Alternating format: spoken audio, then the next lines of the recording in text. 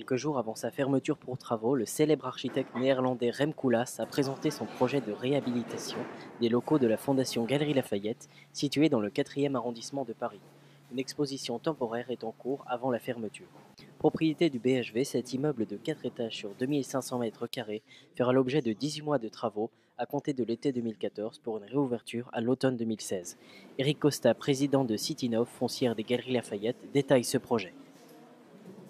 Le projet de fondation des Galeries Lafayette, c'est donc au 9 rue du Plâtre, c'est un immeuble de 2500 mètres carrés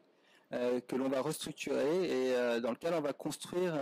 un grand volume, une construction métallique, métal et du verre, avec des planchers amovibles qui vont permettre d'avoir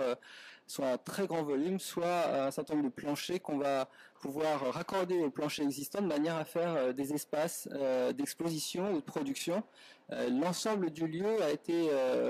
créé pour pouvoir répondre à une logique à la fois de soutien à la création, ce qui est le but de la Fondation des Galeries Lafayette, donc de production d'œuvres. Et donc il y a 450 mètres carrés, le sous-sol du bâtiment qui sera exclusivement consacré à la production, sera un atelier avec des moyens importants qui seront mis à disposition des artistes, mais l'ensemble des surfaces du bâtiment, y compris la construction, la tour en verre et en métal, va être un espace hybride entre un lieu d'exposition et un lieu de production, puisqu'on a la capacité de pouvoir transformer le bâtiment totalement en fonction des projets de la Fondation et des artistes.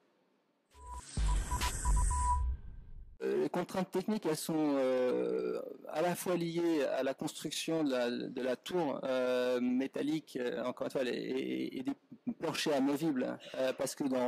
on a plus de 40 configurations de planchers différentes, et évidemment, dans chacune des configurations, il faut pouvoir étudier l'accessibilité,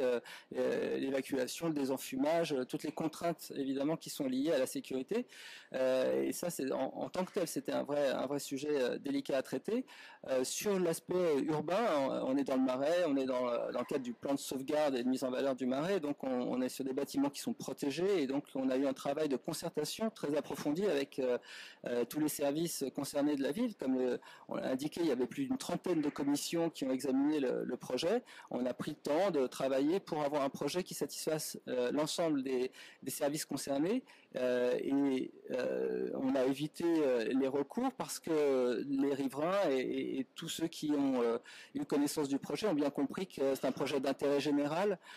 qui ne modifie pas la façade extérieure du bâtiment, qui ne change pas globalement la configuration, mais qui va apporter une dimension culturelle et artistique au quartier, ce qui est évidemment bien apprécié par tout le monde.